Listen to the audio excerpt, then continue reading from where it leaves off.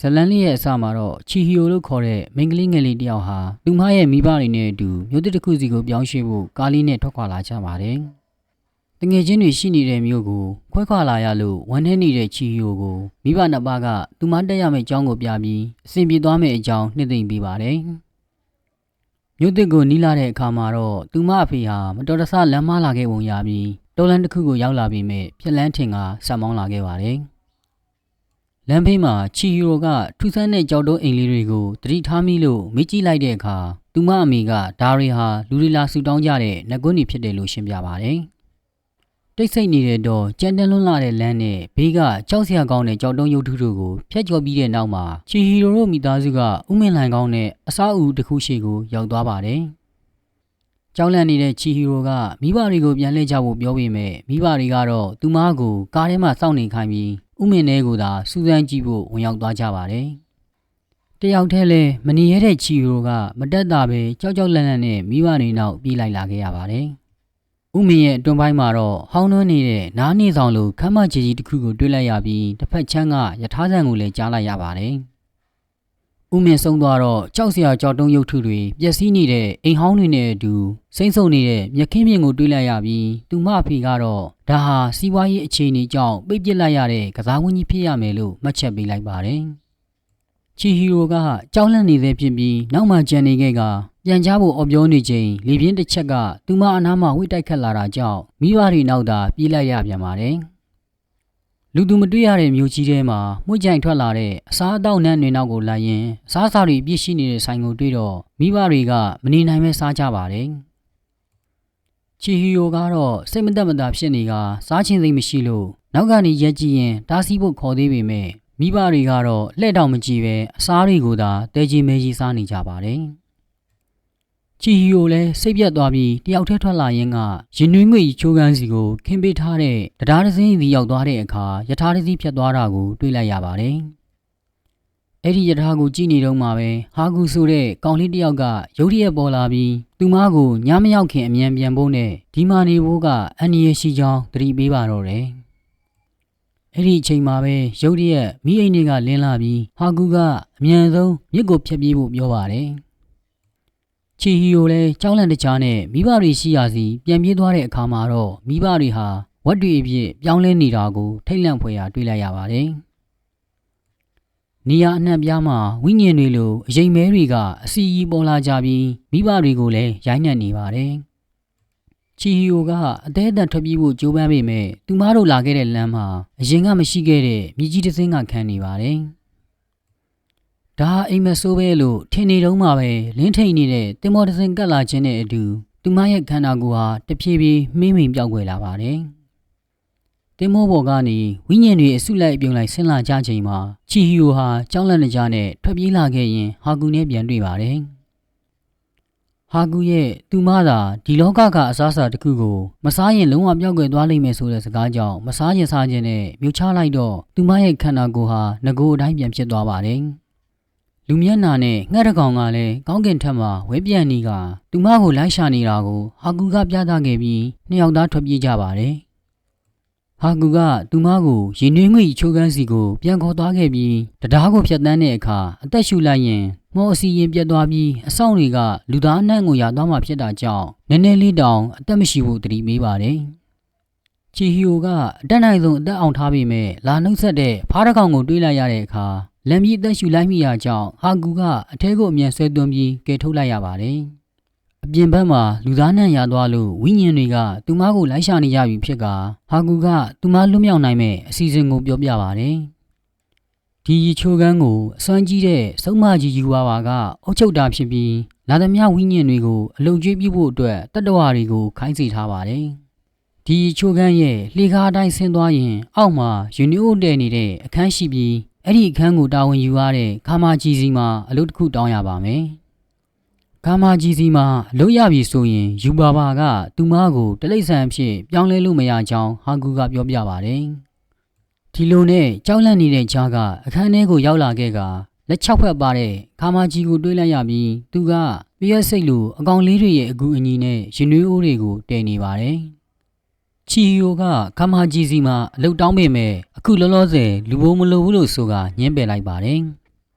ဒါပေမဲ့ရေချိုးခန်းကအလုတ်သမားတစ်ယောက်ဖြစ်တဲ့လင်းကအလုတ်သမားတွေအတွက်အစားအသောက်တွေလာပို့ရင်ချီဟီရိုကိုမြင်သွားတဲ့အခါသူ့ရဲ့မိမလေးပါလို့လိန်ပြောပေးလိုက်ပါတယ်ပြီးတော့သူ့စီမှာအလုံမပေးနိုင်လို့အလုံပေးနိုင်တဲ့တူဦးသောသူဖြစ်တဲ့ယူဝဘာစီခေါ်သွားပေးဖို့လင်းကိုရေပုတ်တင်တကောင်နဲ့လက်ထိုးပြီးကူညီတောင်းလိုက်ပါတယ်ဒီလိုနဲ့ချီရိုဟာလင်းနဲ့အတူအမျိုးမျိုးသောဖားရိနဲ့ဝိညာဉ်တွေရဲ့ငါးနေရှောင်ရှားကယူဘာဘာနေထိုင်တဲ့အပေါ်ဆုံးဓာတ်ကိုရောက်လာခဲ့ပါတယ်သူမဟာယူဘာဘာရဲ့အစွမ်းနဲ့အခန်းနဲ့ဆွဲသွင်းခြင်းကိုခံလိုက်ရပြီးအထဲမှာယူဘာဘာရဲ့နဆိုးစီကံတွေဖြစ်တဲ့အစိမ်းရောင်ခေါင်းသုံးလုံးကိုလည်းတွေ့လိုက်ရပါတယ်ချီဟီရိုကအစီအစဉ်အတိုင်းပဲအလုတ်တောင်းတဲ့အခါယူဘာဘာကဒေါသထွက်သွားပြီးဒီနေရာဟာတန်းနဲ့ချီတဲ့ဝိညာဉ်တွေလာရောက်အနားယူကြတာကြောင့်အာနေပြီးသုံးစားမရတဲ့လူသားတွေအတွက်နေရာမရှိဘူးလို့ဆိုကသူမမိဘတွေလိုပဲဝက်အဖြစ်ပြောင်းလဲပြစ်မယ်လို့ချိန်ချောက်လိုက်ပါတယ်သူတို့နှစ်ယောက်ရဲ့စူညံတဲ့တွေကြောင့်ယူဘာဘာရဲ့ကလေးကြီးကနိုးလာခဲ့ပြီးယူဘာဘာကိုယ်တိုင်ကတိတ်တိတ်နေဖို့အချက်ပြရတဲ့အထိတောင်းကြမ်းမာတော့တယ်ချီဟီရိုကအလုတ်ပေးဖို့ပဲတောင်းဆိုနေခဲ့ပြီးအဲ့ဒီအချိန်မှာကလေးကအငိုတိတ်သွားတာကြောင့်စိတ်ပြောင်းသွားတဲ့ယူဘာဘာကသူမရဲ့မော်ပညာကိုသုံးကအလုတ်စာချုပ်ပေါ်မှာလက်မှတ်ထိုးခိုင်းလိုက်ပါတယ်။စာချုပ်ပေါ်ကချီဟီရိုရဲ့နာမည်ကိုလည်းယူဘာဘာကသူမအစွမ်းနဲ့သိမ်းယူလိုက်ပြီးစာလုံးတစ်လုံးပဲကျန်တော့တဲ့ဆန်လို့ဖြစ်သွားပါတယ်။အဲ့ဒီအချိန်မှာပဲဟာကူကရောက်လာခဲ့ပြီးဆန်ကိုချက်ချင်းအလုပ်ပေးဖို့ခေါ်သွားခိုင်းလိုက်ပါတယ်။လူနှန်းကိုမခံနိုင်တဲ့ဖားတဲ့ဝိညာဉ်တွေကဆန်နဲ့အတူအလုတ်လုပ်ဖို့ညှင်းဆန်နေကြတာကြောင့်ဟာကူကလင်းကိုသာအတူအလုတ်လုပ်ဖို့ခိုင်းစေလိုက်ပါတယ်။ဆန်ကစားတွေ့တုန်းကပုံစံနဲ့မတူတော့တဲ့ဟာကူကြောင့်လင်းကိုမေးမြန်းတော့မှဟာကူဟာယူဘာဘာခိုင်းတဲ့မကောင်းတဲ့အလုပ်မှန်သမျှကိုလုပ်ပေးနေရသူဖြစ်ကြောင်းသိလိုက်ရပါတယ်။အဲ့ဒီနေ့ညမှာပဲဟာကူကဆန်စီကိုတိတ်တိတ်ဆိတ်ရောက်လာခဲ့ပြီးတရားမှလာတွေ့ဖို့နဲ့မိဘတွေရှိတဲ့နေရာကိုလိုက်ပြမယ်လို့ပြောလာပါတယ်။ဆန်ကတရားထိတ်မှာမျက်နှာမရှိတဲ့ဝိညာဉ်တစ်ကောင်ကိုတွေ့လိုက်ရပေမဲ့လည်းသူ့ကိုဂရုမစိုက်နိုင်ပဲဟာကူရှိရာစီကိုဆက်လျှောက်လာခဲ့ပါတယ်။ဟာကူကပန်းကင်းတွေကိုဖြတ်ကာခေါ်ဆောင်သွားခဲ့ပြီးလူသားတွေအဖြစ်ကိုမမှတ်မိကြတော့တဲ့ခြံထဲကပိတ်လောင်ခံမိဘတွေကိုသူမကဲထုတ်ပေးမယ်လို့ဆန်ကတစ္ဆာဆိုလိုက်ပါတယ်။ဟာကူကဆန်ရဲ့ဝဟောင်းတွေကိုပြန်ပေးပြီးသူမရဲ့ကဘာကိုပြန်တဲ့အခါဓာရီကိုလိုအပ်လိမ့်မယ်လို့ပြောပြပါတယ်။အဲ့ဒီဝတ်တွေကြားမှာသူမရဲ့တငယ်ချင်းကမွေးနေ့လက်ဆောင်ဖြစ်ပေးထားတဲ့နှုတ်ဆက်ကလေးကိုမြင်လိုက်ရတော့မှသူမနာမည်အရင်ဟာချီဟီရိုဆိုတာကိုပြန်သတိရသွားပါတယ်။ယူဘာဘာဟာလူတွေရဲ့နာမည်အရင်ကိုခိုးယူပြီးသူတို့ကိုထိန်းချုပ်တာဖြစ်လို့နာမည်အရင်ကိုရှုပ်ဝတ်ထားဖို့နဲ့မေးသွားရင်အိမ်ပြန်လန်းကိုဘယ်တော့မှရှာတွေ့မှာမဟုတ်ဘူးလို့ဟာကူကသတိပေးပါတယ်။ဟာကူကသူကိုယ်တိုင်လည်းသူ့နာမည်အရင်ကိုမေးနေလို့ယူဘာဘာရဲ့ထိန်းချုပ်တာကိုခံနေရသူဖြစ်ပါတယ်။ချီဟီရိုကဟာကူကျွေးတဲ့မုံတွေကိုစားရင်ကဝမ်းနေလွန်းလို့အော်ငုံမိပါတယ်။ပြန်လန်းမှာတရားစီကိုရောက်လာတော့ဟာကူကနှုတ်ဆက်ပြီးကြံနေခဲ့ပါတယ်။ချီဟီရိုကအခြားတစ်ဖက်ကိုရောက်သွားလို့ပြန်လှည့်ကြည့်လိုက်တော့မှဟာကူဟာငကားတစ်ကောင်အဖြစ်အသွင်ပြောင်းသွားတာကိုတွေ့လိုက်ရပါတယ်။မိုးရွာနေတဲ့တရက်မှာလင်းနဲ့အတူရေချိုးကန်တန်ရှင်လုံးနေကြရင်မိုးရေထဲမှာရက်နေတဲ့မျက်နှာမဲသူကိုချီဟီရိုကတွေ့လိုက်ရပါတယ်။သူမကဆိုင်ကိုလာတဲ့ဧည့်သည်ထင်က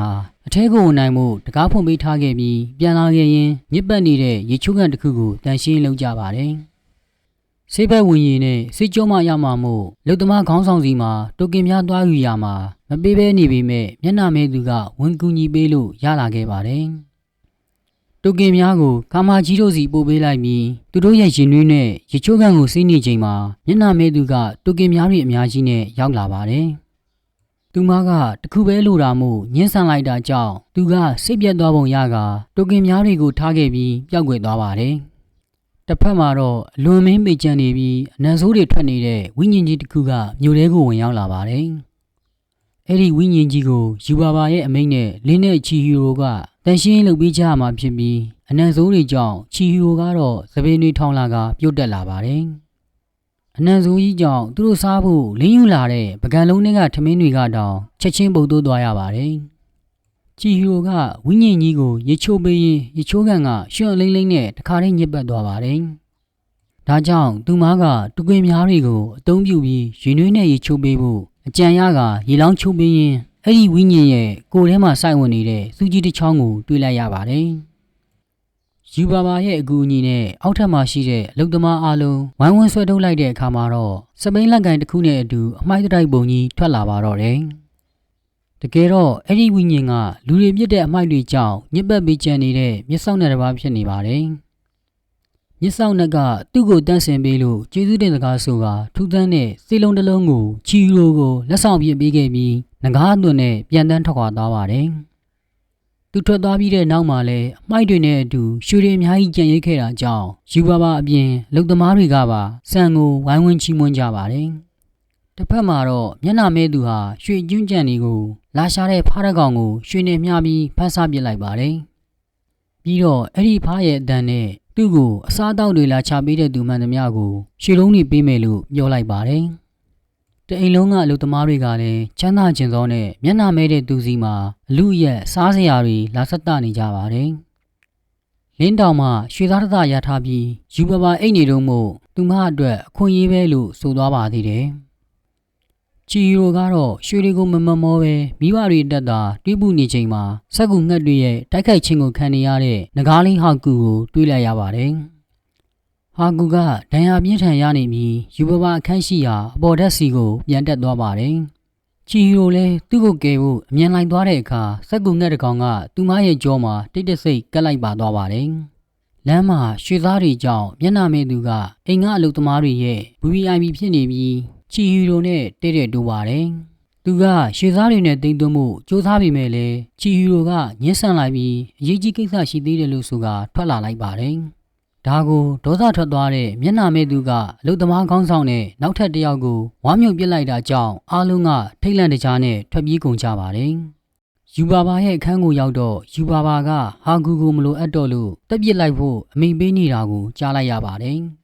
ချီဟီရိုကယူပါပါကိုပုံနေရင်းနဲ့သူကလေးကြီးရှိတဲ့ဝတ်ထည်ပုံနဲ့ရောက်သွားပြီးကလေးကသူ့နဲ့ကစားပေးဖို့အတင်းတောင်းဆိုနေပါတယ်။ကလေးကိုသူမလက်မှာပေးနေတဲ့သွေးတွေနဲ့ခြောက်လှန့်လိုက်ပြီးတွင်းထဲပြစ်ချခံရတော့မဲ့ဟာဂူကိုအချိန်မီကယ်တင်နိုင်လိုက်ပါတယ်။ဒါပေမဲ့ယူပါပါရဲ့ငှက်ကြီးပါရောက်လာပြီးအစိမ်းရောင်ခေါင်းသုံးလုံးနဲ့ပေါင်းကသူမကိုပါတွန်းချဖို့လုပ်ကြပါတယ်။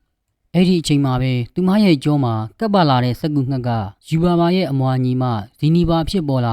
ာကလေးကြီးကိုကြွက်လေးအဖြစ်ငှက်ကြီးကိုရင်ကောင်အဖြစ်ခေါင်းသုံးလုံးကိုကလေးကြီးအဖြစ်သူမရဲ့မှော်ဆွမ်းနဲ့ပြောင်းလဲပစ်လိုက်ပါတယ်။ပြီးတော့ဟာကူကသူမစီကမန်ထန်နဲ့စီရင်ထားတဲ့ရွှေတစိမ့်တုံးကိုခိုးယူခဲ့တာမို့ပြန်ပေးဖို့တောင်းဆိုလိုက်ပါတယ်။ဟာကူကသူမအလစ်မှာစက်ကူငှက်ကိုအမိနဲ့ရိုက်ပြီးဖျက်ဆီးလိုက်တဲ့အခါဇီနီပါကပျောက်ကွယ်သွားပေမဲ့တတိလစ်သွားပြီးချီဟီရိုကြွက်လေးရင်ကောင်တို့နဲ့အတူအောက်ထက်ကယူနီအိုကန်တွေကိုပြုတ်ကျသွားပါတယ်။ယူနီအိုကျိုးတဲ့အခန်းမှာခါမာဂျီကဟာကူဟာတခုခုကိုမျိုးချမိထားပြီးဒုက္ခရောက်နေတာလို့ပြောလိုက်တဲ့အခါချီဟီရိုကမျက်စောက်နဲ့ပေးထားတဲ့စေလုံးတစ်ဝက်ကိုတိုက်လိုက်ပါတယ်။အဲ့ဒီအခါမှာဟာကူဟာဇီနီဘာရဲ့တစိမ့်တုံးနဲ့အတူမန်ဒန်နဲ့စီရင်ထားတဲ့ပိုးကောင်တစ်ကောင်ကိုအန်ထုတ်လိုက်ပြီးချီဟီရိုကနင်းချေဖျက်ဆီးပစ်လိုက်ပါတယ်။တစိမ့်တုံးကိုပြန်ပေးပြီးတောင်းပန်မှုအတွက်ချီဟီရိုဟာဇီနီဘာရှိရာကိုဝိညာဉ်ယထာစီးပြီးတွားဖို့ဆုံးဖြတ်လိုက်ကခါမာဂျီကသူ240ကြာသိမ်းဆည်းထားခဲ့တဲ့ယထာလက်မှတ်ကိုပေးလိုက်ပါတယ်။မျက်နှာမဲသူကလည်းယူပါပါတောင်ထိမရအောင်တောင်းကျမ်းနေတာကြောင့်ချီဟီရိုဟာကြွက်ရင်ကောင်တို့နဲ့အတူလိုက်လံတွေ့ဆုံရပါတယ်။ယူပါပါကတော့မျက်နှာမဲသူစီကအကြိုက်ကိုလိုက်လျောပြီးရွှေတွေကိုရသလောက်ညှစ်ထုတ်ရမယ်လို့မှားလိုက်ပါသေးတယ်။မျက်နှာမဲသူကချီဟီရိုကိုသူ့အနားမှာသာနေစေခြင်းနေပြီးသူမလိုတလောက်ရွှေတွေနဲ့ကန်လန်းပါတယ်။ဒါပေမဲ့ချီဟီရိုကညှင်းဆန်လိုက်ပြီးသူမကိုစားမယ်ဆိုရင်လည်းမိဘတွေအတွက်ခြံထားတဲ့နက်ဆေးလုံးကိုအရင်စားဖို့တောင်းပန်လိုက်ပါတယ်။ဆေးလုံးကြောင့်စားထားသမျှတွေကအထိန်ခွင့်မရှိစားအံလာပြီးဒေါသထွက်ကသူမကိုလိုက်လံတိုက်ခိုက်ပါတော့တယ်။ဆေးလုံးရဲ့အာနိသင်ကြောင့်သူဝါမြုပ်ထားတဲ့သူတွေကိုလည်းတယောက်ပြီးတယောက်ပြန်အန်ထုတ်ပြီးခန္ဓာကိုယ်ကလည်းတပြေးပြေးချင်းပြန်သေးလာကချီဟီရိုသွားနေတဲ့ယထာဘုဒ္ဓယုံထိလိုက်ပါလာပါတယ်။ဝိညာဉ်ယထာလည်းရောက်လာပြီးမို့ချီဟီရိုဟာမျက်နှာမရှိသူကြွက်လေးရင်ကောင်လေးတို့နဲ့အတူဇီနီပါစီခီးဆက်ပါတယ်။တစ်ဖက်မှာလည်းဟာဂူတတိယလာတဲ့အခါခါမာဂျီကချီဟီရိုကြောင့်သူသက်ရှင်နေခဲ့ရတာဖြစ်ကြောင်းပြောပြပါတယ်။ဟာဂူဟာယူပါပါစီကိုချက်ချင်းသွားပြီးသူမအတွက်အရန်အဖို့တန်တဲ့အရာပျောက်နေတာတောင်သတိမထားမိတော့ဘူးလို့သွားပြောပါတယ်။ယူပါပါကသူမမမောနေခဲ့တဲ့ရွှေတွေကိုရင်စစ်ဆေးပေမဲ့နောက်ဆုံးကြမှာသူမရဲ့ကလေးဟာနှဆိုးခေါင်းသုံးလုံးကအသွင်ပြောင်းထားတာဖြစ်မှန်တီးသွားပြီးယူမတက်ဒေါသထွက်သွားပါတယ်။သူမကဟာဂူကိုတန်တရားဝန်ကသူမရဲ့ကလေးကိုဘယ်မှာဝတ်ထားတာလဲဆိုပြီးဒေါသတကြီးမေးလိုက်ပါတယ်။ ဟာကူကတီတီငိမ့်ငိမ့်နဲ့ပဲဇီနီဘာစီမာလို့ပြောလိုက်တဲ့အခါမှာစိတ်လျှော့လိုက်ပြီးသူ့ရဲ့အစီအစဉ်ကိုမေးလိုက်ပါတယ်။ဟာကူကယူဘာဘာရဲ့သားကိုသူကတွားရောက်ခဲ့ပြီးမှဖြစ်ပြီးအလဲအလဲအနေနဲ့ချီဟီရိုရဲ့မိဘတွေကိုလူပြန်ပြည့်အောင်လုပ်ပေးကလွတ်ပေးဖို့တောင်းဆိုလိုက်ပါတယ်။ချီဟီရိုတို့ကတော့မော်စီနဲ့လှုပ်ထားတဲ့မိထိုင်တစ်ခုကလာကြိုပါတယ်။ဇီနီဘာရဲ့အိမ်ကိုရောက်တဲ့အခါချီဟီရိုကတစိမ့်တုံးကိုပြန်ပေးပြီးတောင်းပန်ပါတယ်။ဇီနီဘာကချိန်စာပြေသွားတာကိုသိတော့အန်အောနေပြီးချီဟီရိုကသူမနှိချီဖြက်စီးလိုက်တဲ့ပိုးကောင်ကြောင်လို့ပြောလိုက်ပါတယ်။ဒါပေမဲ့ဇီနီဘာကပိုးကောင်ကသူမထည့်ထားတာမဟုတ်ကြောင်းနဲ့ဟာကူကိုထိန်းချုပ်ဖို့ယူဘာဘာထည့်ထားတဲ့အရာသာဖြစ်ကြောင်းပြောပြပါတယ်။သူမရဲ့ချိန်စာကဘာမှမရှိတော့တာကြောင့်ချီဟီရိုအနေနဲ့ဟာကူနဲ့သူမရဲ့မိဘတွေကိုကယ်ချင်ရင်သူမဘာသာနီလန်းရှာမှာဖြစ်ကြောင်းပြောပြပါတယ်။ချီဟီရိုမပြန်ခင်မှာဇီနီဘာကတငယ်ချင်းတွေရဲ့လှုပ်အားနဲ့ရက်လှုပ်ပေးထားတဲ့အကာအကွယ်မော်စပင်စည်းကွန်းလေးတစ်ခုကိုလက်ဆောင်ပေးလိုက်ပါတယ်။ချိန်ကိုက်ပဲဟာကူဟာငကားသွန်နဲ့ရောက်လာပြီးဇီနီဘာကလည်းပြီးခဲ့တာတွေအတွက်ခွန်းလွတ်စကားဆိုလိုက်ကအားလုံးကိုနှုတ်ဆက်လိုက်ပါတယ်။လမ်းမှာချီဟီရိုဟာသူမငယ်ငယ်တုန်းကဟိုဟာကူမြစ်ထဲပြုတ်ကျခဲ့ဘူးတာကိုရုတ်တရက်သတိရသွားပြီးဟာကူကိုသူ့ရဲ့နာမည်အရင်ကကိုဟာကူမဟုတ်ဘူးလားလို့မေးလိုက်တဲ့အခါနာမည်ကိုမှတ်မိသွားတဲ့ဟာကူကယူဘာဘာရဲ့ချုပ်နှောက်မှုကနေလွတ်မြောက်သွားကလူသားအသွင်ပြောင်းလဲသွားပါတယ်။ချီဟီရိုတို့ပြန်အလာကိုလင်းနဲ့အတူအင်သားအလုံးကစောင့်ကြိုနေကြပြီးယူဘာဘာကလည်းသူ့သားကိုပြန်တွေ့ရလို့ဝမ်းသာနေပါတယ်။ဒါပေမဲ့ချီဟီရိုအနေနဲ့သူမရဲ့မိဘတွေကိုပြန်လိုချင်ရင်နောက်ဆုံးစစ်ဆေးမှုကိုကြော်ပြရမှာဖြစ်ကြောင်းအားလုံးကန့်ကွက်နေတဲ့ကြားကပဲဆိုလိုက်ပါတယ်။ယူဘာဘာဟာချီဟီရိုကိုဝက်အူကြီးတဲ့ကနေသူမရဲ့မိဘတွေကိုရွေးချယ်ခိုင်းပါတယ်။ချီဟီရိုကတေချာကြည့်ပြီးတဲ့နောက်သူမရဲ့မိဘတွေဒီထဲမှာမပါကြောင်းယုံကြည်ချက်ရှိရှိနဲ့ဖြေလိုက်ပါတယ်။အဖြေကမှန်ကန်နေတဲ့အတွက်ချီဟီရိုရဲ့အလုစာချုပ်ဟာအလိုလျောက်ပြည့်ပြည့်သွားပြီးလူသမားအလုံးကဝမ်းသာအားရနဲ့အောင်မဲခံကြပါတော့တယ်။ဟာကူကချီဟီရိုကိုရခင်းစိန်ကွင်းကြီးအထိလိုက်ပို့ပေးပြီးဥမင်းတွေကနေထမသွားခင်အထိနောက်ကိုလှည့်မကြည့်ဖို့မှာလိုက်ပါတယ်။ချီဟီရိုဟာဥမင်းထွက်ပေါက်နားမှာဝဘဝကနေပြန်လည်လွတ်မြောက်လာပြီးဘာမှမမှတ်မိတော့တဲ့သူမရဲ့မိဘတွေနဲ့ပြန်ဆုံတွေ့ပါတယ်။မိဘနှစ်ပါးကဘာမှမဖြစ်ခဲ့သလိုအနားရောက်လာတဲ့သူမကိုရှောင်မသွားဖို့ပြောထားရတဲ့လို့ဆိုကအပြစ်တင်ကြပါသေးတယ်။ချီဟီရိုကသူမများမားနေတာလားလို့တန်တရားဖြစ်သွားပေမဲ့သူမတို့ကားစီပြန်ရောက်တဲ့အခါမှာတော့ကားပေါ်မှာဖုံတွေတရွက်တွေဖုံးနေကအချိန်တော်တော်ကြာကိုလွန်သွားခဲ့မှန်းသိလိုက်ပါတယ်။ချီဟီရိုဟာဥမင်းကြီးကိုတစ်ချက်ပြန်ကြည့်ပြီးဒါဟာအိမ်မက်တစ်ခုလားလို့တွေးနေမိပါတယ်။ဒါပေမဲ့သူမစပင်မှာစီးထားတဲ့မော်စပင်စည်းကွန်းလေးကတော့တစ်ဖြက်ဖြက်နဲ့လင်းလက်နေစေပါ။